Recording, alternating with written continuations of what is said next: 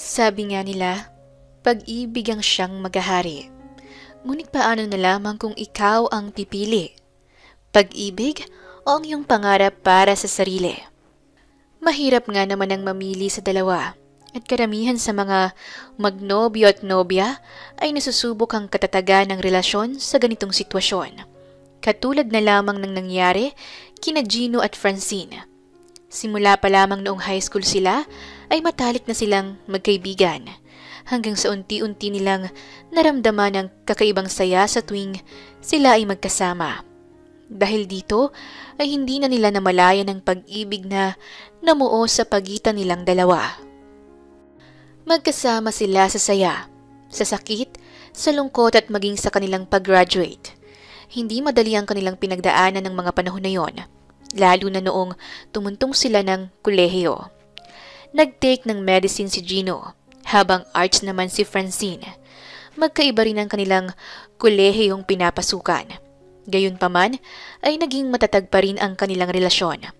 Pinilit nilang tawirin ang napakalayong distansya ng kanilang eskwelahan para lamang makapagkita. Kampante sila na hindi ganun kabilis masisira ang ilang taon nilang pagsasama. Ngunit isang araw ay tila ba biglang nagbago ang ihip ng hangin. Naisipan ni Francine na pumasok sa isang training agency kasama ang mga aspiring actress sa industriya ng showbiz. Masaya naman si Gino na malamang masaya ang nobya sa pinapasok na buhay, kaya naman todo ang suporta niya dito. Ngunit sa kabila ng ilang araw na puyat, pagod at hindi pagkakaintindihan sa pagitan nilang dalawa, ay hindi maiwasang malungkot ni Gino. Halos ilang oras nang nag-iintay ang binata sa loob ng Starbucks at halos nabilang na rin niya ata ang mga taong pumapasok mula pa kanina. Nakatakda silang magkita ngayon ni Francine ngunit 2 oras nang nakalipas ay wala pa rin ito. Hindi lamang ito ang unang beses na nangyari ito kaya naman hindi na alam ni Gino kung ano ang gagawin. Hanggang sa maya-maya ay nakatanggap siya ng tawag mula kay Francine. "Babe!" Tawag nito sa kanya. "Oh, babe! San ka na? Nandito na ako kanina pa. Sunduin na ba kita sa inyo?" Nag-aalalang tanong ni Gino dito. Kasi nagpa-party ang isa sa mga members sa agency. Hindi muna ako makakapunta. Sorry, uwi ka muna. Sasabihin ko na lang ulit sa'yo kung kailan ang availability ko next week. Sorry. Rinig niyang sambit nito habang may nagtatawanan na mga kasamahan sa background. Nang maibaba na ni Gino ang telepono, ay hindi na niya maiwasang mapakamot sa kaniyang ulo. Alam niya kung gaano ka-busy ang nobya. Gayunpaman, ay nais niyang intindihin ito. Hindi lingid sa kaalaman ni Francine na labis ang pagkami sa kanya ni Gino dahil mag-iisang linggo na silang hindi nagkikita. Nagawa pa nitong maglaan ng oras para sa kanya kahit na may exam ito bukas sa school.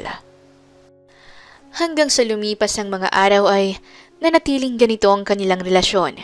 Nag-focus na lang din muna si Gino sa pag-aaral dahil alam niyang busy si Francine. Sa sumunod na pagkikita nila ay nakita niya itong pagod na pagod at hindi niya maiwasang maawa rito. "Babe," tawag niya sa nobya. Ayos ka pa ba sa trabaho mo? Bakit parang pumapayat ka pa lalo? Kumakain ka ba sa tamang oras?" Tanong ni Gino sa kanya. Nagkibit balikat naman si Francine at sinabing ayos lang ang lahat.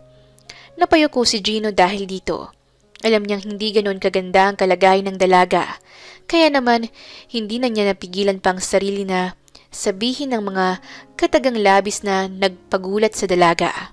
"Babe, what if you quit? Everything will be fine with me. Just stop this training as an actress. Hindi ko kayang makita kang ganito kapuyat at halos wala ka ng oras sa pagkain. Ilang oras lang din ang tulog mo dahil sa training." Sambit ni Gino dito. Hindi naman niya intensyon na pigilan ng dalaga na abutin ang kaniyang mga pangarap.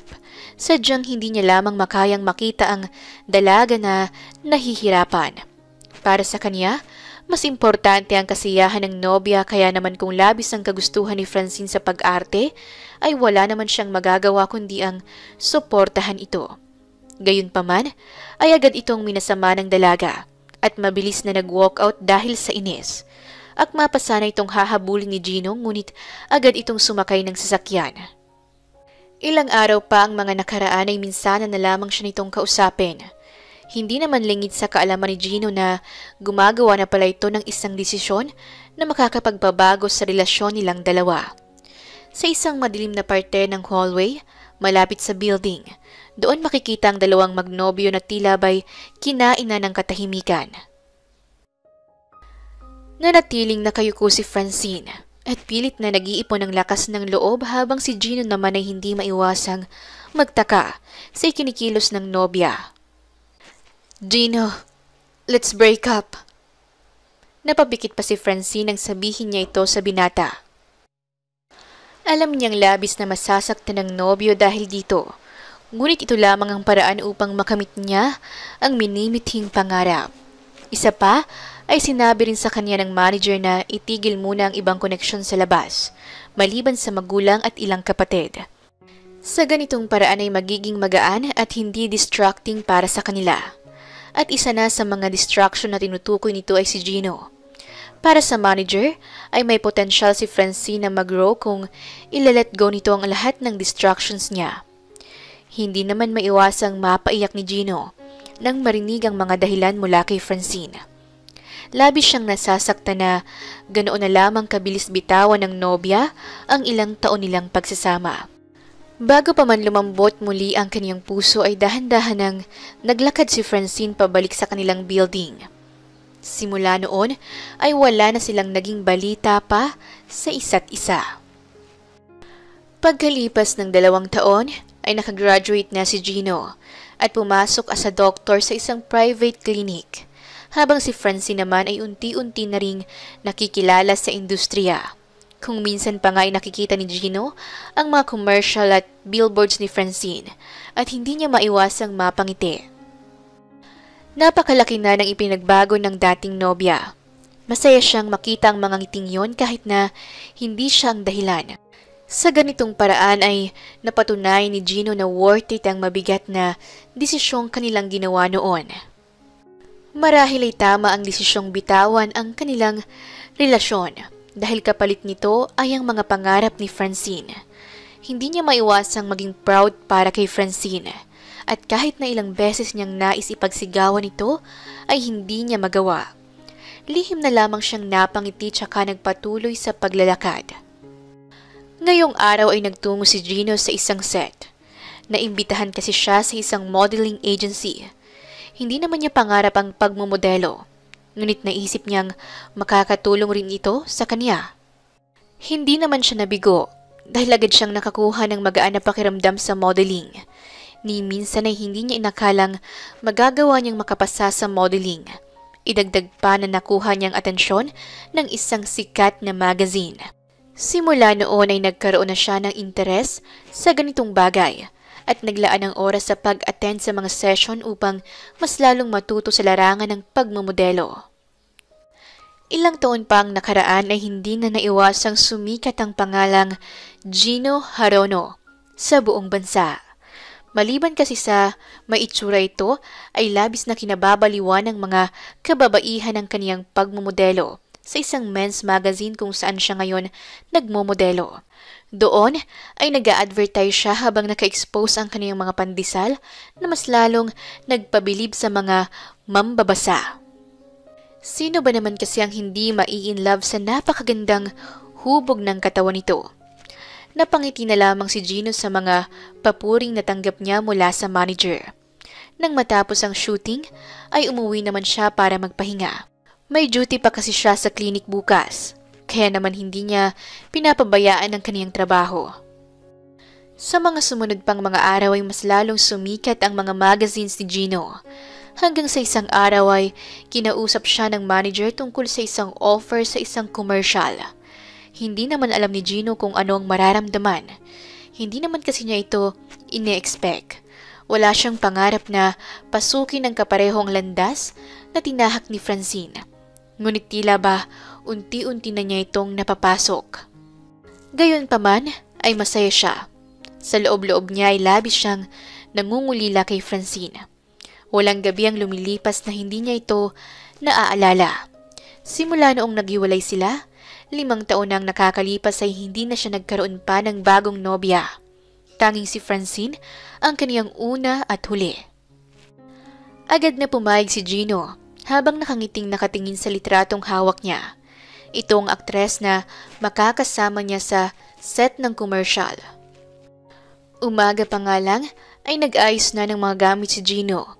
Saktong day off niya ngayon sa clinic, kaya naman makakapag-shoot si Gino sa commercial.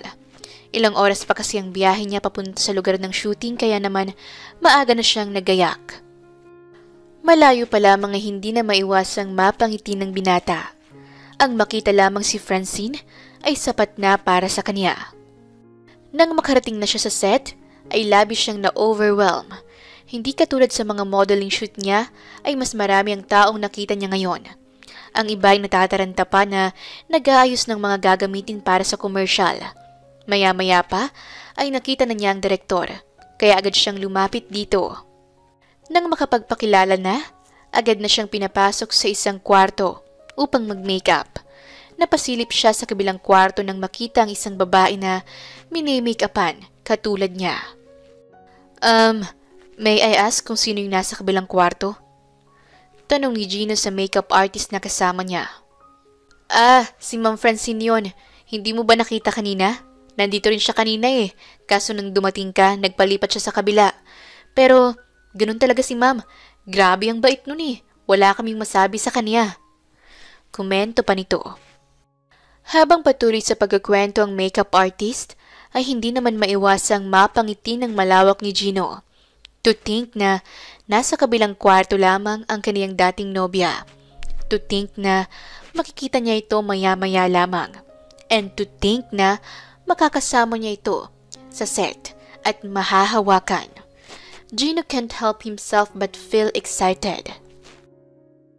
Ilang saglit pa ay sumigaw ng direktor gamit ang microphone at tinawag ng mga aktor. Malayo pa lamang ay nakatanaw na agad si Gino kay Francine. Naging professional naman ang babae at napangiti lamang sa kanya at bahagyang napayuko sa kanya. Nagtaka naman si Gino kung umakto kasi ito ay tila ba hindi sila magkakilala. Hindi maiwasang masaktan ni Gino. Gayunpaman ay alam niyang ayaw lamang nito na ipaalam sa tao ang dati nilang nakaraan. Dahil dito ay nakisakay na lang rin siya sa trip ng babae. Sa kabilang banda naman ay todo ang pagpipigil ng emosyon ni Francine. Ilang araw niya ring iniisip ang senaryong ito ng kanilang pagkikita. Kaya naman alam na niya ang dapat niyang gawin. Na-practice na niya kumbaga. Ngunit tila ba hindi niya maturuan ang sarili na pigilan ng puso na makaramdam ng kaunting tuwa nang makita ang lalaki. Hindi dahil may nararamdaman siya dito, kundi dahil hindi pa rin nagbabago ang lalaki. Idagdag pa na labis itong nag-mature na nagpalabas ng pagka-masculine ng lalaki. Habang nakikinig sa instruction ng direktor, ay hindi niya naiwasang mapatingin ng saglit sa lalaki. Ngunit agad na umagaw sa kaniyang paningin ay ang hubad nitong katawan sa pang-itaas. Lalo na ang abs nito na nagpapabaliw sa mga babae. Agad na napaiwas ng tingin si Francine, bago pa man siya mahuli na nakatingin dito. Napatawa si Gino dahil dito. Ilang oras nang nakalipas at nag-umpisa ng shooting. Kung minsan ay nagkakatinginan ng dalawa at nagkakausap. Gayunpaman ay pinanindigan pa rin ni Francine ang pagiging ekstranghero ng lalaki para sa kanya. Naging professional ang dalawa sa kanilang set, kaya naman hindi rin napansin ng mga kasamahan ng palihim na tinginan nilang dalawa. Cut! Malakas na sigaw ng direktor sa kanila. Agad itong lumapit sa kanila upang imuestra ang kailangan nilang gawin. Okay, so Francine, I want you to lean on him a little bit. Medyo passionate ang look natin dito Yung pak na pak talagang emosyon habang magka-eye to eye kayo. Sambit ng director sa kanya. Napatango naman si Francine habang si Gino ay napatingin sa mga kamera. Nang matapos nilang i-review ang nakaraang shots, ay nagpatuloy na ulit sila sa bagong scene. Nakasuot ng mint green dress si Francine. Manipis lamang ang tela nito na parang beach gown, habang si Gino naman ay naka-Hawaiian short. Ang scene kasi ay sa tabi sila ng beach habang summer at iniinom ang kanilang bottle juice para sa kanilang commercial. Maya-maya pa ay nag-umpisa na muli ang set kaya naman nabalot na sila ng katahimikan. Habang nagiintay ng cue mula sa direktor ay mahinang bumulong si Gino sa babae. "You can just lean on me and I will hold your back a bit so you won't fall down." Mahinang sambit nito sa kanya. Hindi naman alam ni Francine kung anong isasagot dito, kaya nagpatuloy lamang siya sa kaniyang plano. Bagya kasing nakabukas ang kaniyang dibdib at hindi siya komportable na makita ito ng malapitan ng dating nobyo.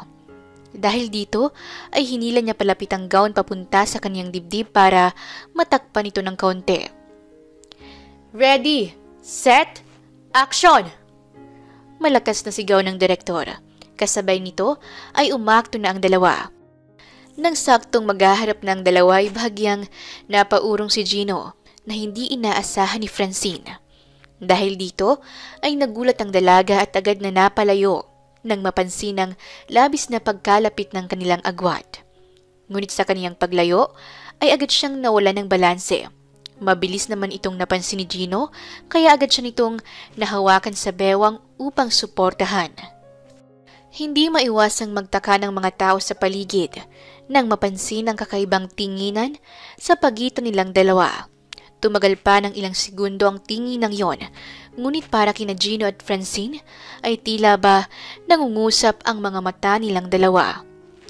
Hindi maiwasang mabighani ni Gino sa dating nobya. Habang si Francine naman ay biglang naalala ang nakaraan dahil kahit na ilang taon nang nakalipas ay wala pa ring nagbago sa paraan ng pagtingin sa kanya ng lalaki. Tila ba'y ipinapahiwatig nito sa kanya na siya ang pinakamagandang tao sa buong mundo. "Cut!" Malakas na sigaw ng direktor na nagpagising sa dalawa sa realidad. Tila ba ito ay naging senyales upang mag-iwas ng tingin ang dalawa sa isa't isa. Agad na napatayo ng maayos si Francine at inayos ang sarili. "Oh my gosh! Pak na pak! Ang galing!" Papuri sa kanila ng direktor, habang ang iba naman ay panay ang pagpapalakpak sa kanila. Ang iba pa ay nagbubulungan habang tumatango na tila ba'y naramdaman rin ang kakaibang koneksyon sa pagitan ng dalawa. "Direk, inom lang po ako." Paalam ni Francine sa direktor na agad naman itong pinahintulutan. Pinagmasdan lamang ni Gino ang babae nang tumakbo ito palayo sa kanya upang bumalik sa kwarto nito. "Here." Sambit ng isang staff sa kanya, tsaka inabot ang isang panyo. Agad namang nagpunas ng pawis si Gino, tsaka umupo sa tabi ng direktor. Tiningnan niya ang mga shots na nakuha sa kanila at hindi siya makapaniwala sa nakita. Para silang magjowa at aaminin niya na noong mga oras na yon ay wala na siyang ibang naisip kundi si Francine na nasa harapan niya habang yakap-yakap sa kaniyang mga braso. Napaiwas siya ng tingin tsaka palihim na napangiti nang mapansin ang bulungan ng mga tao sa paligid. "Oo nga ang galing. Partida hindi pa yan artista ah." Sambit ng isang babae. "Kaya nga tsaka bagay sila ah. In fairness, ramdam ko yung passionate feelings na hinahanap ni Derek kanina." Dagdag naman ang kausap nito, tsaka sabay na napatango. Maya-maya pa ay tinawag na siya ng direktor at sinabing wrap up ng lahat dahil last scene na ang kanina. Hindi naman niya nakita noon si Francine at ang manager na lamang nito ang kumausap sa direktor. Nang matapos na siya sa pag-aayos ng kanyang mga gamit ay naglalakad-lakad siya sa hallway. Nagbabaka sakaling makasalubong si Francine, ngunit hindi na niya ito nakita pa. Dahil dito ay umuwi na lang din siya pagkatapos. Sa kabilang banda naman ay hindi maiwasang mapangiti ni Francine habang nakatanaw sa bintana. "Uy Franz, para kang tanga dyan. Anong iningiti-ngiti mo dyan?" Tanong sa kanya ni Mark, isa sa mga assistant at kaibigan niya. "Ha? Wala hindi ako nangiti. Parang ano naman to?" Pagdidinay ni Franz dito, tsaka muling napatingin sa labas. "Hoy gaga, kilala kita. Malapit na nga sa kilig yung ngiti mo Mapupunit na yung pisngi mo." Tukso pa nito sa kanya. "Ay te, Baka yung nakasama niya kanina sa set ang nagpapangiti sa kanya. What's his name again? Sabat na Manuela, ang isa pa sa mga kaibigan ni Francine. Ah, oo! Si Gino! Actually, usapan sila kanina. Ganda kasi ng impact nila eh. Lalo na yung last set. Oh my! Kilig na tili ni Mark dito. Hay nako, tigilan nyo nga yan para kayong tanga. Saad ni Francine sa mga ito, tsaka bahagyang napairap sa dalawa. Ay si ate, umiirap-irap, akala mo naman hindi na-enjoy yung pagtititigan nila kanina. Tukso pa ni Wela sa kanila na sinundan pa ng tilian ng dalawa. Nahampas naman ni Francine ang dalawa dahil panay ang tukso nito sa kanya. Ngunit para bang walang naririnig ang dalawa at patuloy pa rin sa ginagawa. Nang makauwi na siya sa kaniyang apartment, ay agad na napahiga si Francine sa kaniyang kama, tsaka napatingin sa kisame. Hanggang ngayon ay hindi rin siya makapaniwala na nagawa siyang dalhin ni Gino sa ganoong sitwasyon, kung saan ay wala siyang ibang nagawa, kundi ang tumitig sa kaniyang mga mata. Napapikituloy siya tsaka nagpagulong-gulong sa kama dahil sa inis sa sarili. Ma'am Francine, kakain na po! Tawag sa kaniya ng kanilang yaya. Yeah, coming. Sambit niya dito, tsaka nag-umpisa na sa pag-aasikaso. Bago pa man siya lumabas ng kwarto, ay tiningnan niya muna ang telepono upang makita ang mga bagong messages nang biglang nag-pop up ang isang notification sa kaniyang account. Napaawang ang bibig ni Francine nang makita ang pangalan ni Gino na nakadisplay sa screen at humihingi ng permiso na maging friend sa Facebook. Bago pa man niya mapindot ang nasa notification, ay naibaba na niya agad ang telepono sa mesa. Tsaka tuluyan ng naglakad palabas ng kwarto. She could see no reason for her to accept his friend request. That's why she just ignored the request. Makalipas ang ilang araw ay napag-alam mo na lamang ni Gino ang magandang balita tungkol sa ginawa niyang commercial, kasama si Francine. Halos dumoble ang sales ng product kaya naman labis ang tuwa ng producer sa kanilang ginawang commercial. Idagdag pa ang appeal ng mga tao sa kanilang dalawa ni Francine. Halos kaliwat kanan ng usapan ng mga tao tungkol sa kanilang dalawa. Kilala si Francine bilang side character na palaging gumaganap kasama ang mga kilalang aktres. Dahil dito ay nakagawa siya ng sariling pangalan sa industriya. Habang si Gino naman ay isa sa top 5 men's model na kinababaliwan sa bansa kaya naman ang pinagsamang puwersa ng dalawa ang labis na nagpadala ng magandang chemistry para sa mata ng mga manonood. Dahil dito ay inofferan si Gino na pumasok sa industriya ng filming. Sinubukan naman ito ni Gino at hindi siya makapaniwala na madali niyang nakuha at nakapag-adjust sa mga bagong bagay. Sa loob ng isang linggo, ay natapos niya ang isang workshop kasama ang isang batikang aktor. Inofera na rin siya ng manager ng may-ari ng men's magazine na dati ay pinagtatrabahuhan niya. Kapalit nito ay mas lalong magiging laganap ang kanilang magazine dahil inire-representa ni Gino ang kanilang brand. Hindi naman natinanggihan pa ni Gino ang mga offer na ito. Siya kasi ang tipo ng tao na mahilig rin mag-explore ng mga bagay-bagay, kaya nais rin niyang i-discover ang bagay na labis na minimithi ng dating nobya.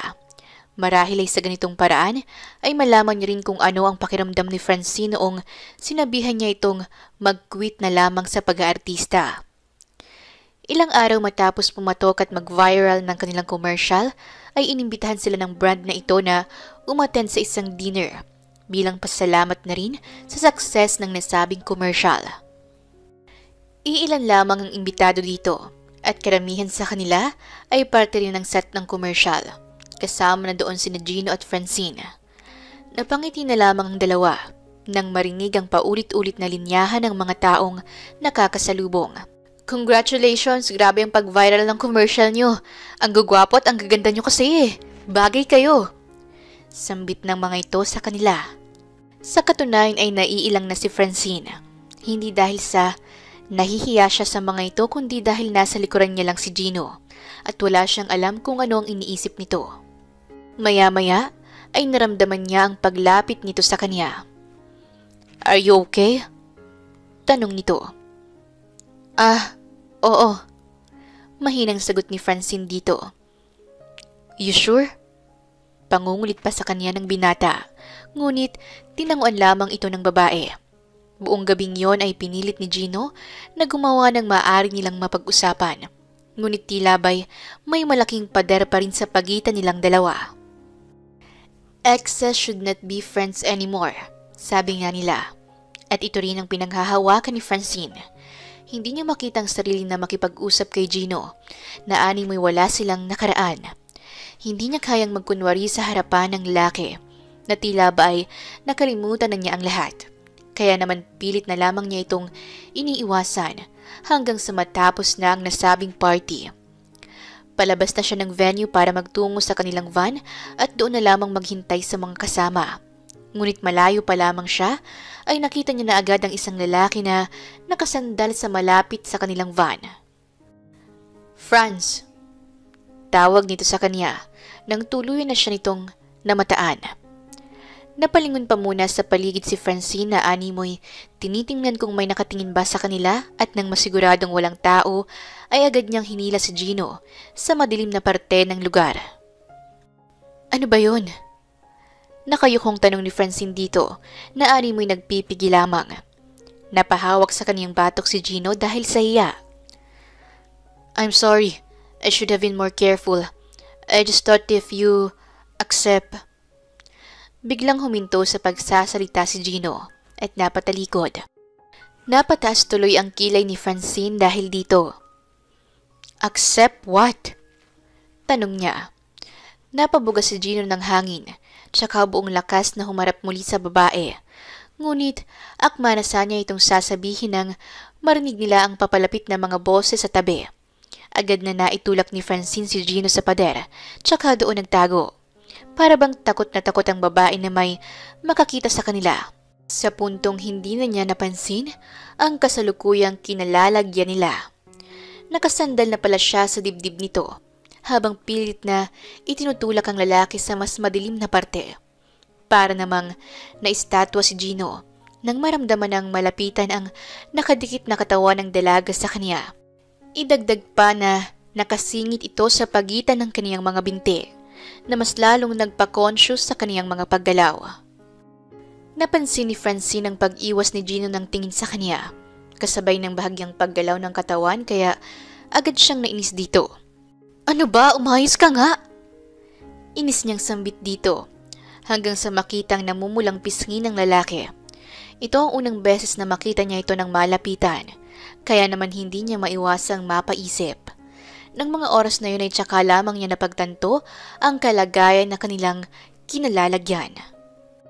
Agad na tinubuan ng hiya si Francine nang makitang siya pala ang nakayakap kay Gino habang pilit itong itinutulak sa pader. Dahil dito ay agad siyang napabitaw sa lalaki dahilan upang mapaupo siya sa sahig. Para bang biglang tumahimik ang paligid. Nang dahan-dahang hinarap ni Francine ang mga kasamahan na ngayon ay nakatingin na sa kanya. Habang si Gino naman ay kasalukuyang nasa kaniyang harapan, habang nakaabot ang kanang kamay na animoy nag-aabot ng tulong sa kanya. Pinakiramdaman naman agad ng mga kasama ni Francine ang kaganapan, hanggang sa dahan-dahang sumilay ang mapanuksong ngiti habang nakatingin kay Francine.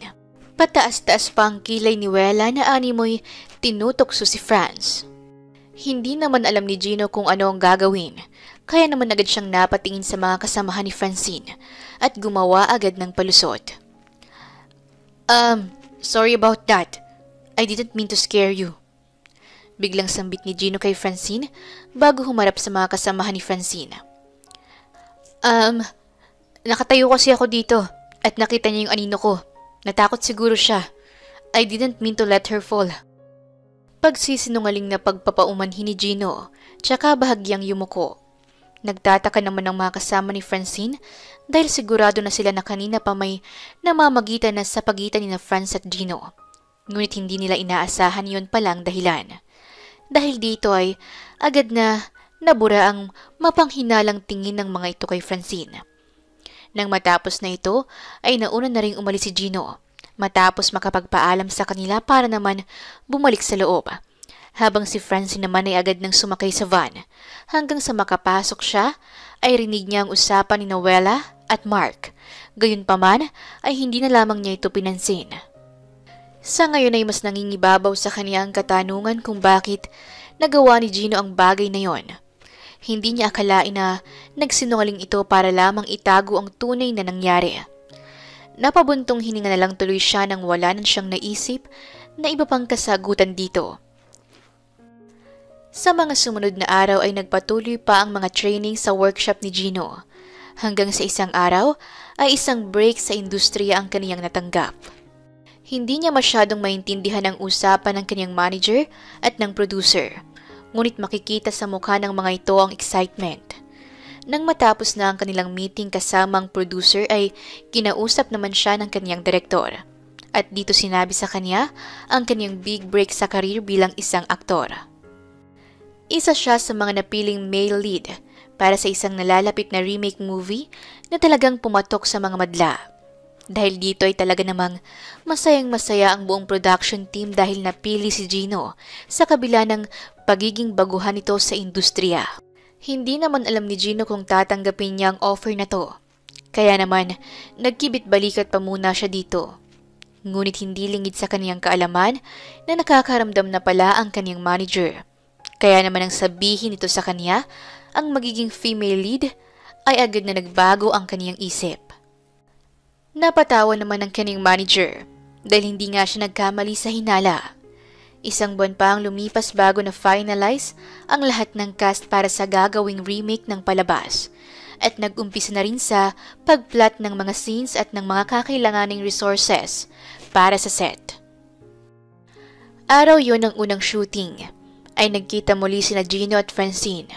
Sa katunayan ay inaccept na rin ni Francine ang request nito dahil kailangan rin nila minsan mag-usap to get to know each other para sa darating na shooting. Gayunpaman ay hindi na sila nag-usap pa, maliban kung tungkol ito sa trabaho. Habang naghihintay sa kanilang scene ay nanatili muna sa isang kwarto ang dalawa. Abala si Francine sa pagkakabisado habang si Gino naman ay hindi maiwasang kabahan. Ito kasi ang unang beses na aarte siya na kasama si Francine. Hindi niya alam kung anong magiging kalabasan ng event, kaya naman pilit niyang pinapakalma ang sarili. Nang sila na ang isasalang sa set, ay mukhang mas lalong kinabahan si Gino. Paulit-ulit ang kanilang pagkuha ng shots dahil sa nakakalimutan nito ang mga linya. Dahil dito ay nagalit ang direktor at pinagpahinga muna ang dalawa. Makikita sa mukha ni Francine ang labis na pagod at pagka-disappoint, kaya naman hindi ito masisisi kung maiinis siya kay Gino. Dahil dito ay napilitan siyang puntahan ng lalaki, pabalik sa kwarto, ngunit wala doon ang hinahanap. Bagkos ay ang manager lamang nito na balisa habang nakahawak sa telepono. Hello po, nasan po si Gino? Tanong niya dito. Agad na napatingin sa kanya ang manager nito. Ayun nga pagkaalis kanina sa set ay bigla na lang nawala. Hindi ko alam kung nasaan na siya ngayon. Diyos ko, ganito na lang siya lagi kapag kabado at stress. Sambit nito, tsaka muling ibinalik ang atensyon sa kausap sa telepono. Sandaling natigilan si Francine nang mapagtanto ang kaugaliang ito ni Gino. Walang ano-ano ay napatakbo agad siya sa labas ng building at tinanaw ang pinakamataas na lugar sa paligid.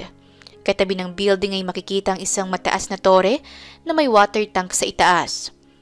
Walang sabi-sabing inakyat ito ni Francine mula sa masikip at maliit nitong hagdan.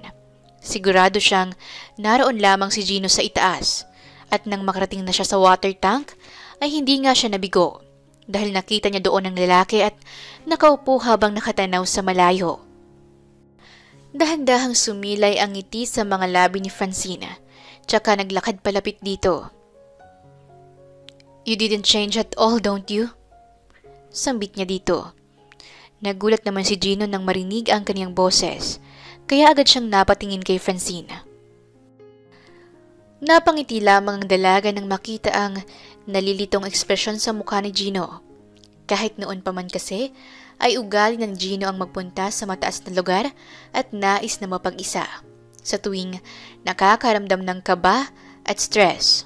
Sa ganitong paraan kasi ay gumagaan ang pakiramdam nito at naikakalma nito ang sarili. Umupo si Francine sa tabi ni Gino, tsaka tumingin sa paligid. Sabay nilang sinalubong ang simoy ng hangin habang binabalot sila ng mapayapang katahimikan. I miss the old days. Sambit ni Francine ng madalang malamig na simoy ng hangin na humampas sa kaniyang muka. Para bang naging sentimental ang eksenang yon sa pagitan ni na Francine at Gino hanggang sa hindi na nila namalayan ang kanilang mahabang pag-uusap. Para bang bumagal ang takbo ng oras sa pagitan nilang dalawa habang binabalikan ang mga nakakatawa at memorable na ala-ala nila noon. Biglang gumaan ang paligid ng dalawa at unti-unti na ring nawala ang mataas na pader na pilit na binubuo ni Francine sa pagitan nila ni Gino. Habang si Gino naman ay masayang makita ang kasama na nakangiti habang siya ang kausap. Makita lamang itong masaya ay okay na rin siya. Hindi niya rin nais na i-pressure ang dalaga na makipagbalikan sa kanya kung alam niyang makakasira lang ito sa relasyon nila ngayon bilang mga artista. Maya-maya pa'y dahan-dahan ang tumayo si Gino na ipinagtaka ni Francine. Shall we go now? Baka naghihintay na sila sa atin. Suhestyon ni Gino. Tsaka inilahad ang kamay sa dalaga. Napatingin pa muna si Francine dito bago tinanggap ang kamay nito, tsaka tumayo. Sabay na silang naglakad pabalik sa set habang masayang nagkukwentuhan. Maging ang mga kasamahan nila sa set ay biglang nagtaka dahil naging maganda at tuloy-tuloy naman ang daloy ng kanilang pagsushooting. Makikita rin sa mukha ni na Francine at Gino ang pagiging bukas sa isa't isa, na labis na nakapagtaka sa manager ng dalawa. Kahit sila'y napapansin ng hindi palagi ang pag-uusap ni na Gino at Francine. Ngunit sa eksenang yon ay makikita ang labis na emosyon ng dalawa. Sa mga sumunod na eksena ay naging magaan ang usapan ng dalawa. Kung minsan pa nga ay nagkakatuwaan at tawanan ito na mas nagpadali sa komunikasyon nilang dalawa. Cut! Okay, that's it everyone! Malakas na sigaw ng direktor na sinundan ng kaliwat kanang palakpakan. Dahan-dahan namang inalalay ni Gino ang babae dahil kasalukuyan itong nakahiga sa sahig. Nang matapos na ang set ay nagligpit na rin ang mga staff para sa susunod na shooting bukas, habang si Francine naman ay nagpalit na rin ng damit dahil unti-unti na siyang nangangati sa suot. Malayo pa siya sa banyo ay naramdaman na niya ang unti-unting pagkasira ng suot niyang damit, kaya naman agad siyang napahinto. Kaunting galaw na lang kasi niya ay malalaglag na ito at tuloy na siyang mahuhubaran.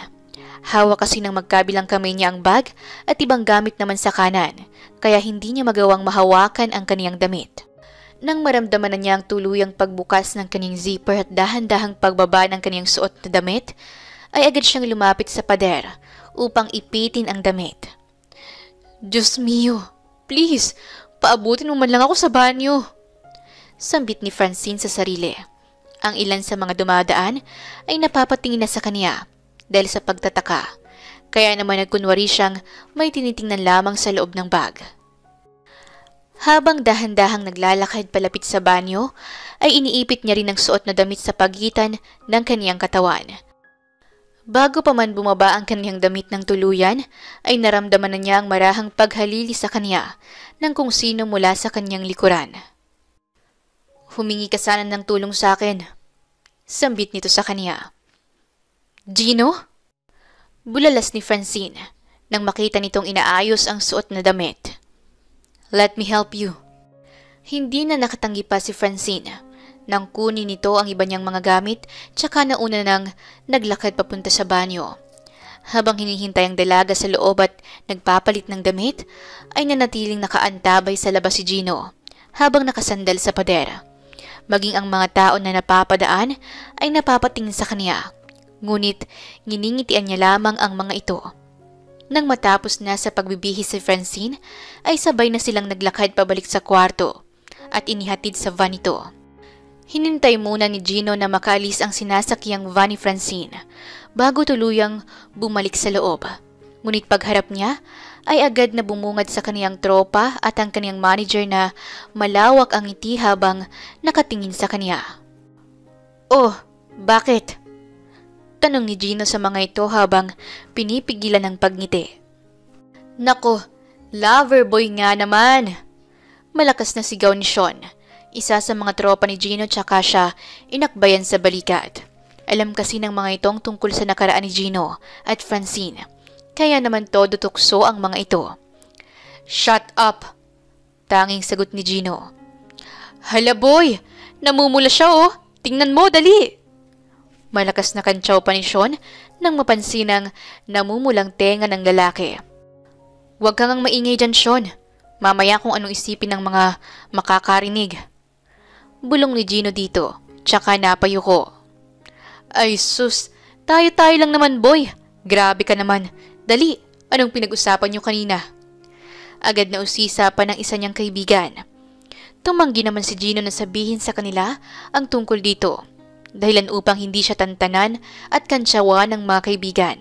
Hindi naman mapigilan ni Gino ang matawa at mapangiti nang makita ang mga kaibigan na nire-reinak ang paraan ng pag-uusap nila kanina ni Francine. Lalo na dahil nakita rin sila ng mga ito sa tower, malapit sa water tank. Sa katunayan ay hindi may paliwanag ni Gino ang nararamdaman dahil para sa kanya ay hindi lamang ito kasiyahan, isa ring itong pag-asa. Ang unang hakbang upang mapalapit muli sa dalaga. Nang mga sumunod pang ang mga araw ay nagpatuloy pa ang kaliwat kanang shooting at taping nila para sa movie. Hindi naman ito masyadong hassle para sa kanya dahil pansamantala rin muna siyang tumigil sa pagtatrabaho sa klinik. Sa loob rin ng mga araw na pagtitaping kasama ang buong production ng kanilang pelikula ay naging masaya naman ang dalawa. Lalo pat nagagawa na rin nilang makapag-usap ng maayos at walang ilangan. Habang nagpapahinga sa garden ay umupo muna sa grass si Francine. Hindi pa naman ganoon kataas ang sikat ng araw kaya naman ninanamnam niya muna ang masarap na simoy ng hangin habang ang init ng araw ay dahan-dahan ding tumatalab sa kaniyang balat. Ilang saglit pa ay lumapit sa kanya si Gino tsaka umupo sa kaniyang tabi. Okay ka lang? Tanong nito sa kanya tsaka inabot ang isang bottle juice. Tumango naman ang dalaga tsaka ininom ang inabot nito. Habang nag-uusap ang dalawa, ay hindi maiwasang mag-alala ni Gino. Isang scene lang kasi ang isushoot niya ngayon dahil ang main taping objective ng production ngayon ay ang eksena ni Francine at isa pang aktor na karibal umano ni Gino sa karakter ni Francine. Hindi niya tuloy alam kung magiging ayos lang ang lahat, lalo pa at may kissing scene ang dalawa sa eksenang yon. Is there something bothering you? Tanong ni Francine sa kanya. Tsaka lamang napansin ni Gino na napatagal na pala siya sa pagtitig sa dalaga. No. I'm just wondering if it's okay for you to have that.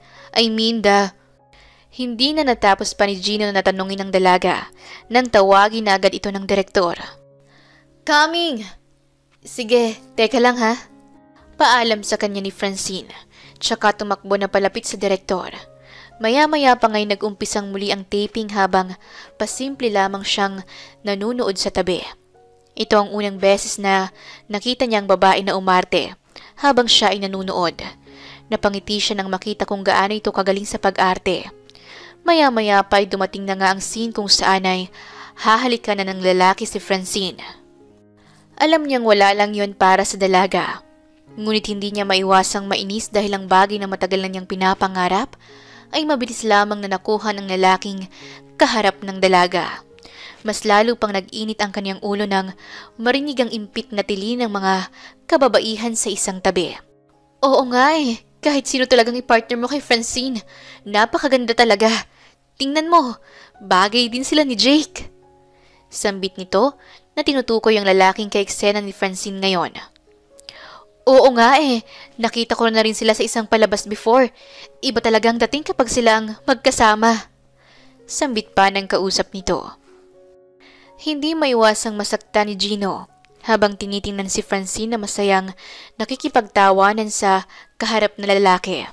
Alam niyang professional at trabaho lamang ito kaya naman pinakalma na lamang niya ang sarili at umalis na lamang sa set. Total, ay matagal-tagal pa bago matapos ang scene na tinitake ngayon ni na Francine. ay minabuti na lamang ni Gino na bilhan na ito ng makakain.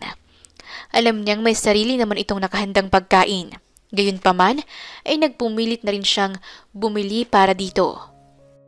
Pagbalik niya ay saktong katatapos lang din ng scene kaya naman agad na niyang pinuntahan ang kwarto kung saan tumuloy si Francine. Ngunit malayo pa lamang ay nakita na niya itong kausap si Jake. Masayang nagtatawanan ng dalawa at may halo pang kaunting hampas ang dalaga sa kausap. Napahinto na lamang siya sa paglalakad at naisipan na lamang na bumalik sa sariling tent. "Oh, andyan ka na pala. San ka galing, bro? Kanina ka pa hinahanap ng manager mo." Salubong na tanong ng kaniyang kaibigan. Napansin naman agad nito ang malungkot na si Gino, kaya hindi nito naiwasang tuksohin ng kaibigan. "Oy, si lover boy, may pinagseselosan ata oh." Maging ang mga kasamahan nila sa tent ay napatingin kay Gino na may halong ngiti na pang-aasar. "Ano na naman yun? Malungkot lang, selos na agad." Sambit ni Gino, tsaka naupo sa upuan. "Ah, kaya pala hindi ka nanood ng sini Franz at Jake." Natatawa nitong sambit. "Huh? What about it?" Biglang sabat ng isang tinig. Agad na natigilan ng lahat nang makita si Francine na nasa harap ng pinto nila. "Francine," tawag ni Gino dito tsaka gulat na napatayo. "Bakit? Anong meron?" tanong ni Francine. "Ah, wala. Nagbibiro na naman yung si Marvin. Hayaan mo na. Siya nga pala. May binili ako. Gusto mo?" Alok agad ni Gino nang lumapit ang dalaga sa kanya. Mapapansin sa mukha ni Gino ang taranta at kaba sa biglaang pagpasok ni Francine.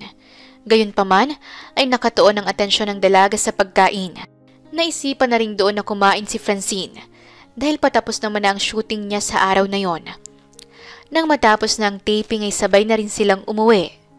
Pasakay na sana si Gino sa kanilang van nang bigla siyang saraduhan ng mga kaibigan. "Wait! Hindi pa ako nakakasakay!" Sigaw niya sa mga ito ngunit unti-unti na itong umandar. "Pasensya na bro, may date ako ngayon eh. Hindi na kita mahahatid." Saad nito sa kanya.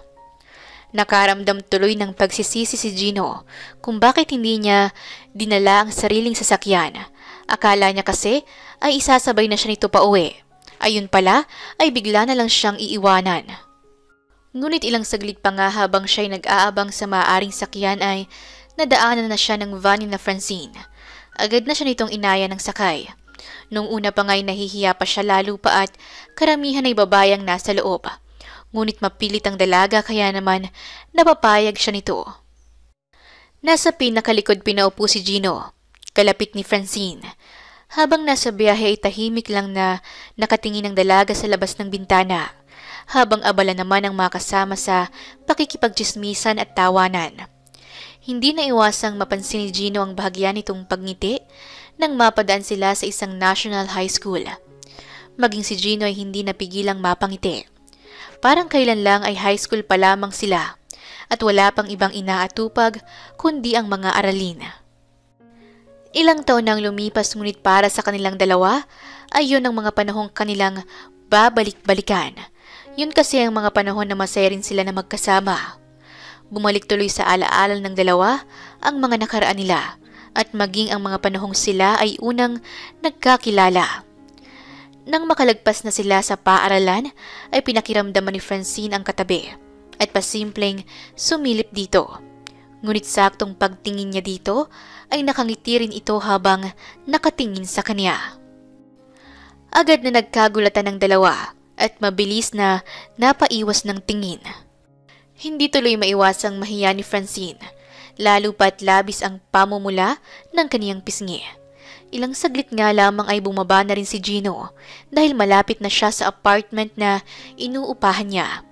Nais man niyang ihatid ang dalaga pa uwi sa tinutuluyan nito ay wala naman siyang magagawa. Kinabukasan ay huling taping na ng kanilang eksena. Ito na rin kasi ang eksena kung saan mailalabas ang pinakamalaking plot twist sa pelikula, kung saan mamamatay ang karakter ni Gino sa kamay ni Francine. Habang sinasagawa nila ang eksena ay kailangang ring umiyak ni Francine, kaya naman nag-ipon muna siya ng emosyon para dito. Inisip ni Francine ang pinakamasakit na bagay na nangyari sa kanya. Ngunit nag-umpisa na ang signal ng direktor ay wala pa siyang ibang naiisip.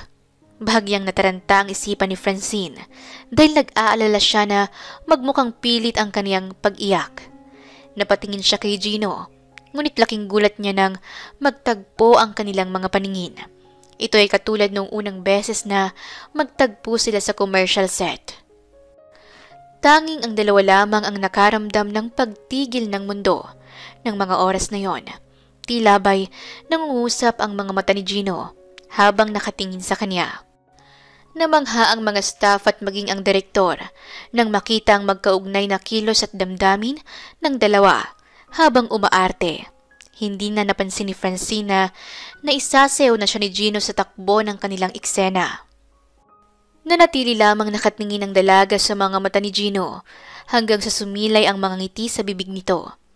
Nang mga oras na yon ay tsaka lamang niya napagtanto ang dahan-dahang pagbagsak ng binata sa sahig kasabay ng pagtulo ng kanyang luha. Tila ba'y napasok sila sa mismong eksena at naisip talaga ni Francine na si Gino mismo ang namatay sa kaniyang harapan. Dahil dito ay napaluhod siya sa sahig habang umiiyak. "Cut!" Malakas na sigaw ng direktor. Maging ang mga nanonood sa kanila ay hindi naiwasang mapaluha dahil nadala sila ng emosyong ipinakita ng dalawa. Ngunit makalipas ang ilang segundo mula noong sinabi ang katagang cut, ay hindi pa rin natigil sa pag-iyak ang dalaga. Maya-maya pa ay namalay na lamang niyang isang mainit na pagyakap ng kung sino sa kaniyang harapan. "It's okay, Francine. I'm not dead, okay? Please, stop crying." Hindi naman na napigilan ni Francine ang sarili at mabilis na napayakap sa binata. Nang matapos na ang shooting at iba pang kailangang gawin, ay sinamantala na nila ang pagpapahinga. Sa loob ng ilang araw na pagpupuyat at pagod na dinanas nila, ay ngayon na lang ulit sila nakaranas na makahiga sa sarili nilang kama. Naglakas loob na rin si Gino na ayain ng dalaga, na lumabas silang dalawa ngunit hindi pa ganoon kabukas ang dalaga sa kanya. Kaya naman isinama pa nito ang kaibigan. Ayos lang naman yon para kay Gino. Ang importante ay nakasama niya si Francine. Sabay silang nagkape sa Starbucks at naggala din silang tatlo sa mall. Ngunit dahil ayaw maging third wheel ng kaibigan ni Francine, ay maya-maya rin ay umalis ito upang iwanan ang dalawa. Hindi naman ganon na ilang ang dalawa sa isa't isa. Sa katunayan ay lalo lang silang nag-enjoy ng maglaro sila sa arcade. Katulad noong high school sila ay paborito nilang paglalaro sa arcade.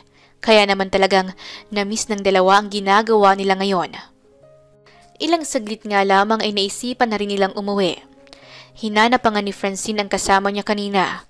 Ngunit nakatanggap siya ng tawag mula dito na nauna na pala itong umuwi. Sa huli ay wala na tuloy yung nagawa pa ang dalawa kundi ang sabay na umuwi. Sakay sa kotse ni Gino ay nanatiling tahimik si Francine. Aaminin niya na masaya siya na makasama ang binata at hindi may pagkakaila na namiss niyang makasama ang dating nobyo. Inihatid na muna siya ni Gino sa kanyang apartment nang makauwi na sila. Hindi naman kalayuan ang lugar na ito sa mall, kaya naman mabilis din silang naghiwalay. Napangiti na lamang si Gino nang makauwi na siya sa sariling apartment habang nakatitig sa kisame. Sa pagitan ng kaniyang pagmumuni-muni ay biglang tumunog ang kaniyang telepono. Tawag pala ito mula sa kaniyang manager. Agad niya naman itong sinagot at hindi inakala ang mga sumunod nitong sinabi. Napag-alaman niyang sa susunod na linggo ay magkakaroon ng party sa lahat ng naging parte ng movie production. Gaganapin ito bago ang premiere night ng palabas. Hindi tuloy maiwasang ma-excite ni Gino. Lalo pa at isa ito sa magiging daan upang makita niya kung may lugar ba siya sa mundo ng pag-aartista. Napangiti siya ng tuluyang maibaba ang telepono. Habang naghihintay sa mga kasama, ay umupo muna sa isang tabi si Francine.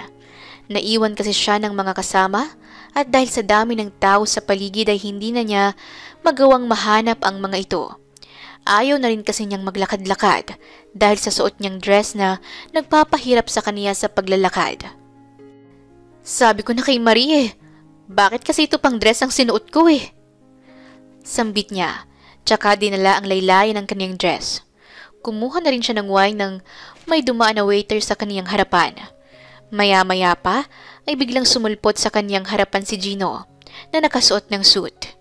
Makikita sa lalaki ang labis na kakisigan. Idagdag pa ang suot nitong attire na bumagay sa itsura at porma nito. Hey, mind if I join you? Tanong nito sa kanya. Tsaka bahagyang pinagbangga ang kanilang wine. Napangiti ang dalawa bago sabay na uminom ng wine. You look great tonight. Paunang papuri ni Francine dito. As always. Mayabang na sagot nito at bahagya pang napangisi. Hindi naman maiwasang mamangha ng dalaga dahil sa kayabangan nito. Hindi pa rin talaga ito nagbabago kahit ngayon. Sabay tuloy silang natawa sa isa't isa.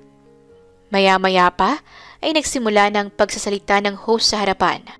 Unang binigyang pasasalamat ang mga special guest sa nasabing party at maging ang production na nasa likod ng matagumpay na pelikula. Hindi pa man kasi na ipapalabas ang pelikula, ay pumatok na sa madla ang trailer ng pelikula. Bukod kasi sa mga bagong manonood, ay talaga namang sinubaybayan din ng mga dating fans ang remake ng paborito nilang pelikula. Kasunod na binigyan ng papuri ay mga cast. Sabay-sabay na pinakyat sa stage si Gino at Francine. At kahit na hindi pa sanay si Gino sa mga ganitong event, ay pilit na lamang siyang napangiti. Kasunod nito, ay nagkaroon lang din ng masayang kwentuhan ng mga cast at iba pang naging parte ng produksyon.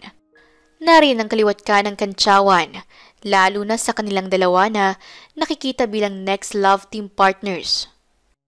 Hindi tuloy maiwasang mapangiti ni Gino nang makita ang mamula-mulang pisngi ni Francine nang tuksohin ito ng mga kasama. Nagpatuloy pa ang kasayahan ng mga oras na yon hanggang sa makarami na rin ang inom na alak ang dalawa. Hindi naman gaanong tinabla ng kalasingan si Gino, ngunit si Francine ay halos matumba na sa pagtayo. Agad naman itong inalalayan ni Gino at binigyan ng suporta pabalik sa upuan. Ngunit agad niyang napansin ang paghigpit ng hawak nito sa kaniyang braso at mahinang bumulong. Nasusuka ako. Hinang-hina na bulong nito sa kanya. Kaya naman agad niya itong inalalayan papunta sa likod ng kanilang kinaroroonan. Doon ay hinayaan niyang mapaupo si Francine sa sahig habang buong lakas na inilalabas ang mga nainom na alak. Napangiwi si Francine nang mapansin ang dami ng kaniyang naisuka. Hindi naman ito naging problema kay Gino. Sa katunayan ay tinulungan pa siya nitong magpunas ng bibig. Agad na natauhan si Francine sa kanilang ginagawa, kaya naman agad niyang pinaalis si Gino sa kaniyang tabi.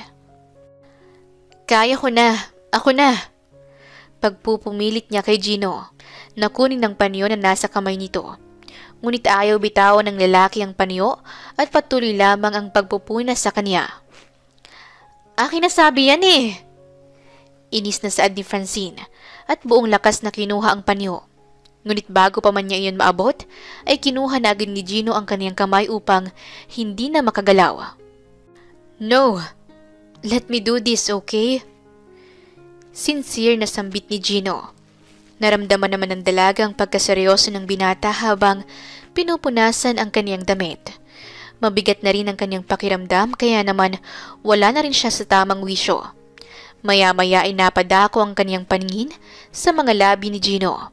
Para bang may sariling isip ang kanyang katawan at mabilis niyang hinagkan ang labi ng lalaki. Nagulat si Gino nang maramdaman na lamang niya ang paghalik sa kanya ng babae, kasabay ng mahigpit nitong pagyakap sa kanya. Maging ang mga kamay nito ngayon ay nakayakap sa kaniyang batok at dahan-dahang sumasabunot sa kaniyang buhok, ay hindi nakaligtas sa pandama ni Gino.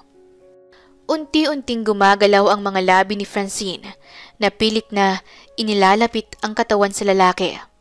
Hindi naman ito magawang suklian ang halik ni Gino dahil alam niyang lasing lamang ang dalaga. Isa pa ay lasang-lasa niya pa rin ang pagsuka nito. tila ba ay naistatwa na siya sa kanyang pwesto hanggang sa mamalay na lamang niya ang dahang-dahang paghinto nito sa paghalik sa kanya. Kasunod nito ay bumagsak na rin ang kamay nito na nakayakap sa kaniyang balikat. Napangiti na lamang si Gino nang makita ang payapang mukha ni Francine habang mahimbing na natutulog sa kaniyang mga braso. Napangiti siya dito tsaka dahan-dahang binuhat ang dalaga pabalik sa loob. Tinakpan niya rin ang bandang binti nito dahil sa suot na dress ng babae. Kinabukasan ay ramdam pa rin ni Francine ang sakit ng kanyang ulo. Inikot niya ang paningin sa paligid at napansing nasa loob na siya ng sariling kwarto. Kaya naman, bumaba na siya sa kusina at doon nakita ang kaniyang kaibigan. "O ano, gising ka na?" tanong nito sa kaniya. Napatango si Francine tsaka uminom ng gatas. Nang magising na ang kanyang diwa, ay umupo na siya sa sofa. Ngunit hindi pa man siya nakakaupo ay tumunog na ang kanilang telepono. "Yes?" tanong niya dito, na bahagya pang napahikab. "Francine, have you seen the morning news?" Napakunot ang noo ni Francine sa natatarantang boses ng manager. "Wait, why?" takang tanong niya dito. "Open your TV and look at the headline news." Sambit pa nito. Nang maibaba na niya ang telepono, ay agad-agad niya ring binuksan ang telebisyon. Nagulat si Francine nang bumungad sa kaniya ang litrato nila ni Gino kagabi. "Franz, look at this!" Biglang sigaw ni Patricia, ang kasama ni Franz sa bahay. Ipinakita nito ang kaparehong litrato na makikita sa TV. Ito ang nangyari kagabi noong nagsuka siya sa likod ng garden at hinalikan si Gino. "What the hell just happened?" Hindi makapaniwalang tanong niya sa sarili habang nakasabunot sa kaniyang buhok. "That's the guy na naghatid sa'yo kagabi, Franz. Kayo ba ni Gino? I thought workmates lang kayo." Tanong nito sa kaniya ngunit tila ba'y wala nang naririnig si Francine. Tanging ang malakas na tibok ng kaniyang dibdib ang naririnig ni Francine ng mga oras na yon. Buong araw na nagkulong sa kaniyang kwarto si Francine dahil sa takot. Hindi niya magawang tingnan ang kaniyang cellphone dahil sa sunod-sunod na pagtawag sa kaniya ng mga kaibigan at manager. At mas lalo niyang ikinatatakot ay ang magiging reaksyon ni Gino sa nag-viral na picture. Ngunit kinabukasan ay wala nang nagawa pa si Francine, kundi ang lumabas sa kwarto nang malaman na mismong ang kaniyang manager ang sumundo sa kaniya. Ngayon kasi ang premiere night ng kanilang pelikula na mas lalong dumoble sa kahihiyan niya. Hindi may paliwanag ni Francine ang labis na pagsisisi dahil maaaring makaapekto sa kanilang pelikula ang naging kontrobersya nila ni Gino. Mapapansin ng malamig na tingin ng ibang cast na ipinupukol sa kaniya. At maging ang kaniyang manager ay hindi alam kung paano kakausapin si Francine at ang producer. Dahil sa kontrobersya ay mas lalong uminit ang kanilang pangalan ng may mag-leak na isang source sa media at nagsasabing dating magkarelasyon ng dalawa. Sa mismong araw ng kanilang premiere night ay halos napuno ang balita ng pangalan nilang dalawa. At simula noong pumutok ang balita tungkol sa kanila ni Gino, ay hindi pa rin ito nagpapakita sa kanya. Hindi tuloy maiwasang mapaisip ni Francine na baka may sama rin ito ng loob sa kanya. Hindi lamang sa sinira niya ang pangalan nito bilang isang artista, ay nabahidan niya rin ng masama ang imahe ng isang doktor na si Gino. "I guess I deserve all the hate," sambit niya sa sarili habang tinatahak ang red carpet ng mag-isa. Papasok na sila sa venue kung saan ipapalabas ang unang premiere ng kanilang pelikula. Ngunit hindi pa man siya tuluyang nakakapasok sa venue, ay biglang may tumabi sa kaniya at hinawakan ang kanyang mga kamay. "You should have waited for me to open the door for you," sambit nito sa kaniya habang nanatiling nakatingin sa harapan. "Gino?" Tawag ni Francine dito nang mapansin ng lalaki. Nakaharap sa kaniya ang lalaki tsaka malawak na napangiti sa kaniya. "Shall we go in?" Nakangiting tanong nito sa kaniya. Hindi naman maiwasang mapaluhan ni Francine. Hindi dahil sa sakit, kundi sa tuwa. Akala niya ay iniwan na siya ng lahat ngunit nanatiling nasa kanyang tabi si Gino. Maging sa kanilang pagpasok sa venue ay kaliwat kanang kislap ng kamera ang sumasalubong sa kanila, kasabay ng pagsinghap ng ilan. Habang ang media naman ay hindi rin sila tinantanan ng mga katanungan tungkol sa kontrobersya. Napahigpit ang hawak ni Francine dahil sa takot.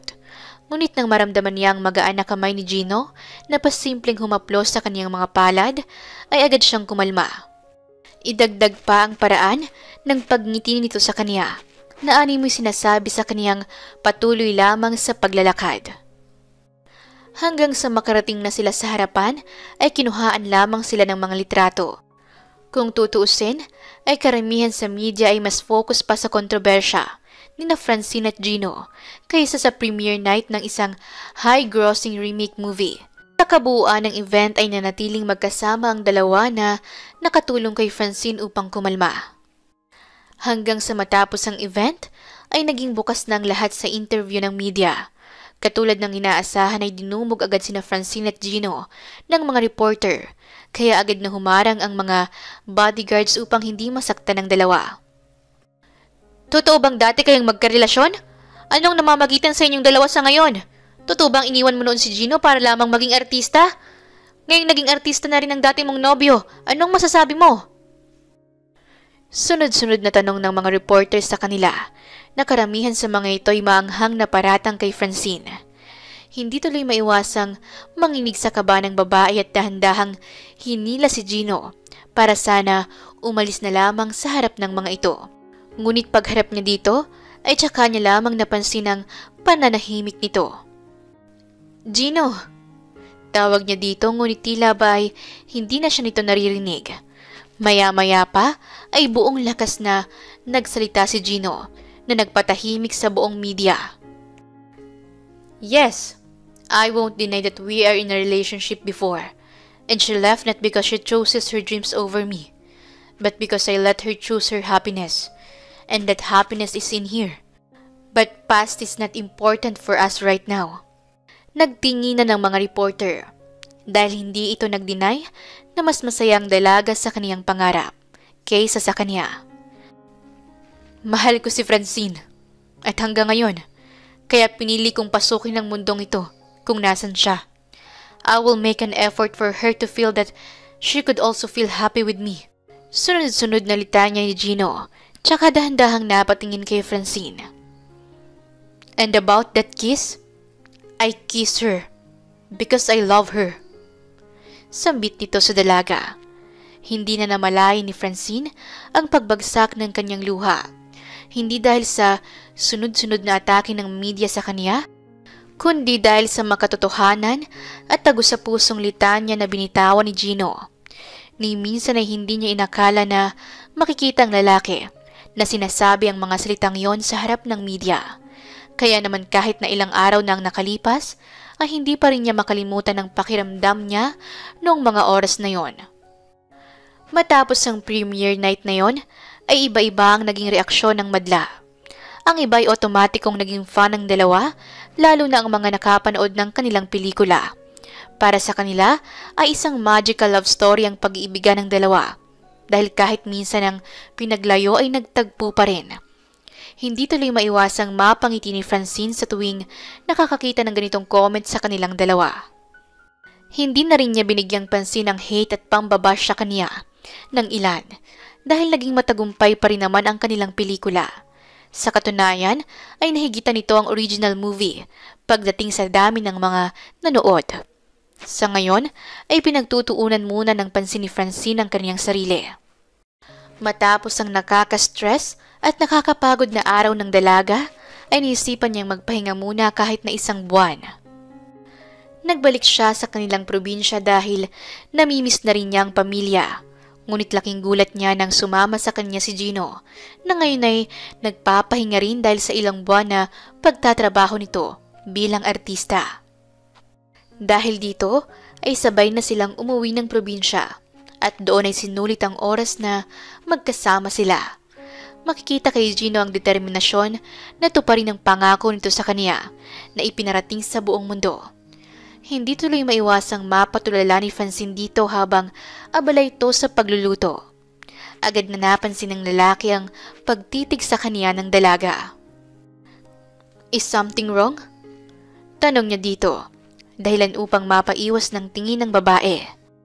Nasa tabi sila ng dagat ngayon, dahil malapit lang din dito ang bahay nila. Napangiti naman si Gino. Alam niya ang ganitong galawan ni Francine, kaya hindi niya maiwasang matuwa.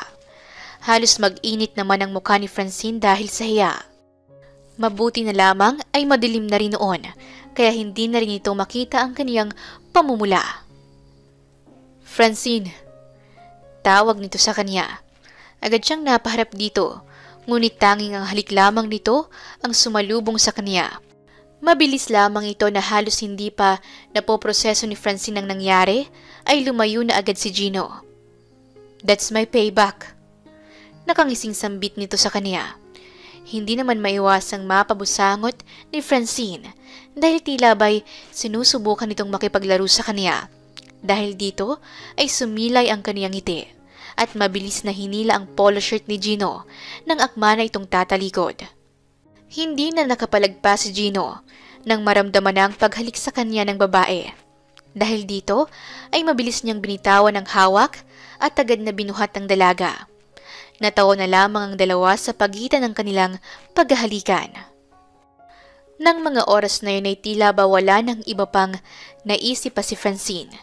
Hindi na niya nakita si Gino bilang dating nobyo, kundi ang bagong taong papasok sa kaniyang buhay at magiging pundasyon ng kaniyang mas masayang buhay ngayon. Napangiti na lamang ang dalawa, at hindi man ito ang pinaplano ni Gino na paraan ng pagsagot sa kanya ni Francine, ay wala na siyang nagawa nang bigla na lamang siya nitong sorpresahin at sagutin ng mga oras na yon. Tama nga sila. Hindi natin masasabi ang panahon. Maaring ang imposible noon ay maging posible kinabukasan. At katulad ng pag-iibigan ng dalawa, hindi natin maaaring ikulong ang sarili sa nakaraan. Maaaring nasaktan tayo ng labis noon. Ngunit hindi ibig sabihin na hindi na natin dapat buksang muli ang sarili para sa hinaharap.